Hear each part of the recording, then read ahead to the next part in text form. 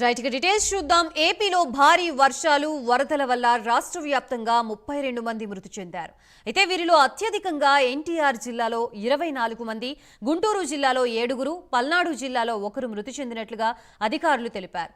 సుమారు 2 లక్షల ఎకరాల్లో పంట నష్టం జరిగినట్లుగా అంచనా వేశారు. అదేవిధంగా 60,000 కోళ్లు, 222 పశువులు మృతి చెందినట్లుగా ప్రకటించారు.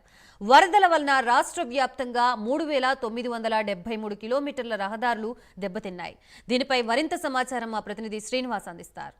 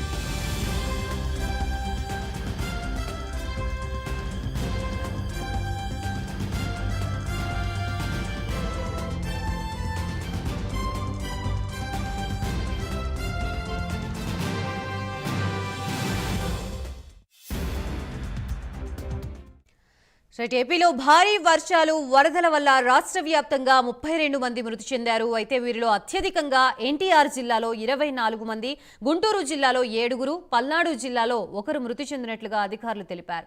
సుమారు 2 లక్షల ఎకరాల్లో పంట నష్టం జరిగినట్లుగా అంచనా వేశారు.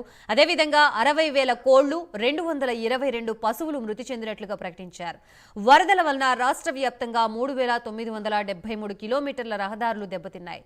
ప్రస్తుతం ఇదే అంశానికి సంబంధించి పూర్తి సమాచారం అందించడానికి మా ప్రతినిధి శ్రీనివాస్ సిద్ధంగా ఉన్నారు. శ్రీనివాస్, రాష్ట్ర వ్యాప్తంగా కురిసిన భారీ వర్షాలతో కూడా భారీగా ప్రాణ నష్టంతో పాటు ఆస్తి నష్టం కూడా సంభవించని చెప్పేసి రాష్ట్ర విపత్తుల శాఖ అంచనా వేసింది. రాష్ట్ర వ్యాప్తంగా చూసుకుంటే ప్రధానంగా చూసుకుంటే కృష్ణా డిస్ట్రిక్ట్ తో పాటు అలాగే గుంటూరు, పల్నాడు జిల్లాల్లో గత 4 రోజులు కురిసిన భారీ వర్షాల నేపథ్యంలో బుడమేరు కావచ్చు, అలాగే కృష్ణా పరివాహక ప్రాంతాలు కావచ్చు, నీటి అన్ని కూడా జలమయమయ్యాయి. ఈ నేపథ్యంలో కూడా రాష్ట్ర వ్యాప్తంగా కురిసిన ఈ ముంపు ప్రభావంతో దాదాపు 32 మంది రాష్ట్ర వ్యాప్తంగా మృతి చెందారని చెప్పేసి కూడా గుర్తించడం జరిగింది. ఇందులో ప్రధానంగా చూసుకుంటే ఎన్టీఆర్ జిల్లా అంటే ఎక్కువగా ప్రధానంగా చూసుకుంటే విజయవాడ సిటీలో చూసుకోవచ్చు 24 మంది మృతి చెందినట్టు కూడా గుర్తించారు. అయితే ఇంకా గుంటూరు జిల్లాలో కూడా 7 మంది మృతి చెందారు. అలాగే పల్నాడు జిల్లాలో 1 మృతి చెందినట్టు కూడా మొత్తం చూసుకుంటే రాష్ట్ర వ్యాప్తంగా 32 మంది మృత్యువాత పడ్డారు ఈ వరదల కారణంగా. అలాగే చూసుకుంటే దాదాపు పెద్ద ఎత్తున కూడా పంట నష్టం సంభవించింది. దాదాపు 1,69,000 ఎకరాలు కూడా పంట నష్టం సంభవించింది. అలాగే 18,000 ఎకరాల్లో కూడా ఉద్యానవన పంట కూడా పూర్తిగా నాశనమైందని చెప్పేసి అంచనా వేస్తున్నారు. అలాగే దాదాపు 2 లక్షలకు పైగా ఉన్న ఏదైతే ఉందో ఈ రైతులు కూడా నష్టపోయారు. దాదాపు రాష్ట్ర వ్యాప్తంగా చూస్తే అంటే పంటలు సరిగ్గా చేతికొచ్చిన సమయంలో కూడా దాదాపు 2 లక్షల మంది రైతులు కూడా తీవ్రంగా నష్టపోయారు. అలాగే రాష్ట్ర వ్యాప్తంగా చూసుకునే మటుకు 3,970 కిలోమీటర్ల పైగా రహదారులు కూడా పూర్తిగా దెబ్బతిన్నాయి.